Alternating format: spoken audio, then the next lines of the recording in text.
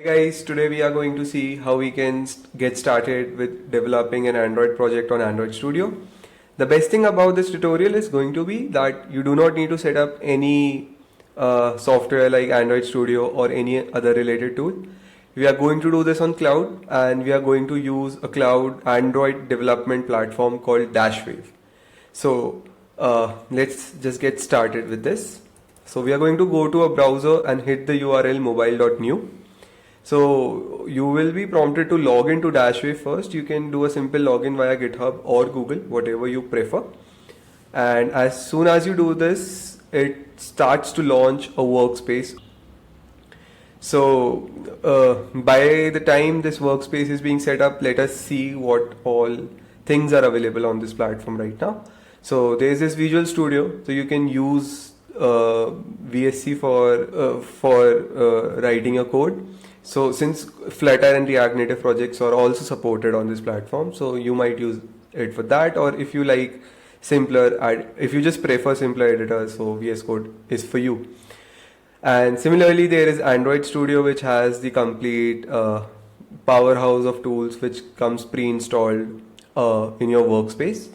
And all the resources that you would see an emulator is being booted up here. All these resources run on cloud, are being streamed to your browser, making it accessible to you. And so that's the best part about it. You don't need to install anything. You can run it on a low spec laptop as long as you have a decent internet connection. So we can see our Android Studio has booted up here, and it's opening and it is loading the project that has been set up here. So we add a boilerplate code for a Kotlin project, so you get started with it. So if you look at the project files, you would see it's a very basic template. If you go to Android Studio and you select start a project with an empty activity, you would do the same thing basically. And now what we are going to do is we are going to trigger the Gradle sync so that your Android Studio is synchronized with the project. It downloads and indexes all the dependencies that are required for this project to run well on this thing. Or you can just fiddle around in VSC for a while until that's done. And you can see there's a build cache folder already. So that means that cache is already available for this. Let's not get into it since it's your first tutorial, but let's just say that it makes your builds faster, right? So now it's synchronizing. It would take a couple of minutes for everything to set up here in your Android Studio. And now you can see your project has almost set up, and changed the file system of the project, the directory structure of the project, beg your pardon. And there's a resource folder, there's a Kotlin plus Java folder, and we'll just go into the resource folder, and inside the layout folder we'll find this file called activity main.xml. This is the main file which defines the layout for your project. Now what we are going to do is first we'll minimize this so that we have a better view of this, and we are going to zoom it a little bit.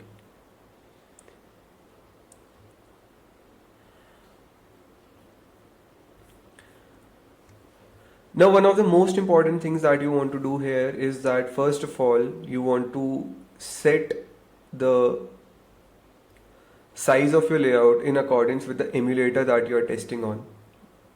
And let's keep it Nexus 5 because it's a Google Nexus device. And we'll remove this hello world which is present already. And now we will try to make an app which has a simple counter button, counter increment button, and whenever you click it, it increments the value of a counter which is visible below the button. So we'll add a normal button component from here, right? And we'll change the ID value, which is a unique identifier for this component, to increment button. Now you can see there are a lot of other attributes or properties for these components that you can configure from here directly, or you can change them programmatically. But for now we are going to change it from here, and we are going to call this button increment. So this is the text value of the button, and we are going to reposition it, and then we are going to the text components, and we are going to add two simple text components. We're going to the first one. We will call this counter label, and we counter label, and we are going to confirm the change, and then here we are going to change the text to counter, and then we are going to similarly go here. We'll change the value to counter value, and we'll set the text to 0.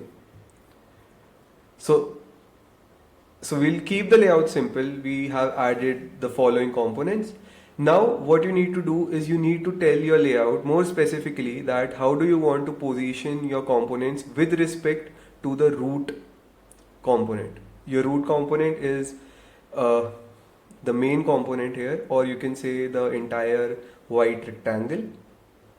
Now you go here and you simply add constraints on these three sides, telling it that there should be a certain graph from the top and from the left and from the right.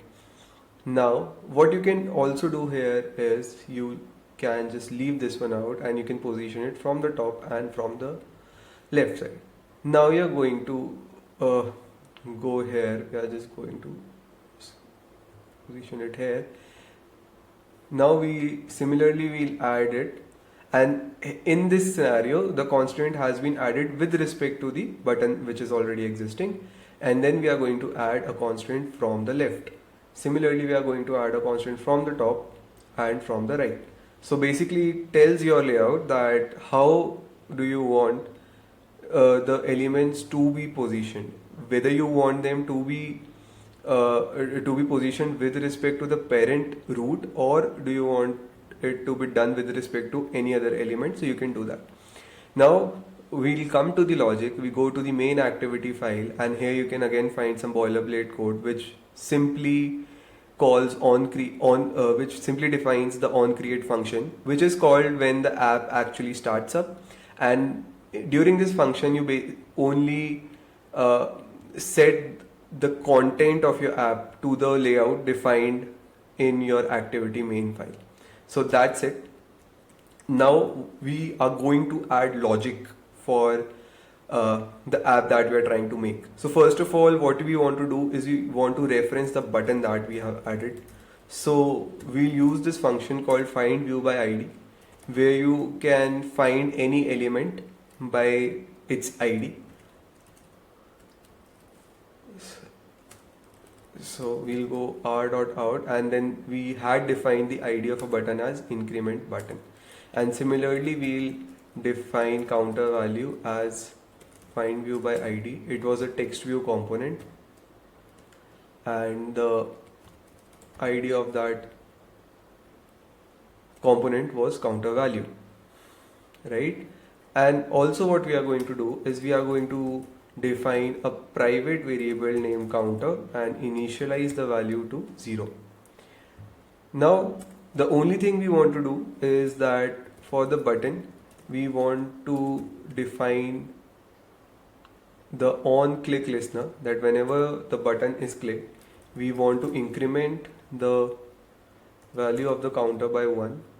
Let's put this dot counter, and we are going to say that for my counter value component, change the text property, which is what it displays, to the this dot counter value, and we should be good to go.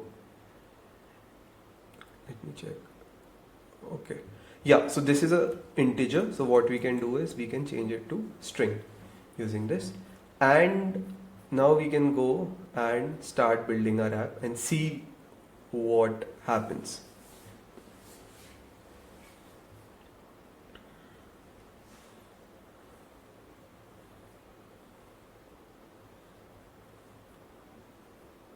So this is going to take again a minute or two to build. By that time I would like to just tell you that you can connect this project to a GitHub repository by using the terminal. It's you will have to initialize Git using git init, then you can add all your files and do the first commit, and then you can connect it to any of the Git repository that you want. You would need to set the Git configs, what's your name, an email, and any other credentials if you want, and then you can simply connect it to a GitHub email and a GitHub repository, and then you can push your code there. Yeah, so if we go here, we can see that the build has completed and it has installed the build APK into the emulator, which you can see here. Now you can simply test it by doing an increment. Similarly, if you want to make any changes to the app, you can just change the attributes, or you can change the text, you can change the logic or anything. So for example, I've changed the color of this button, and let's say I want to change this.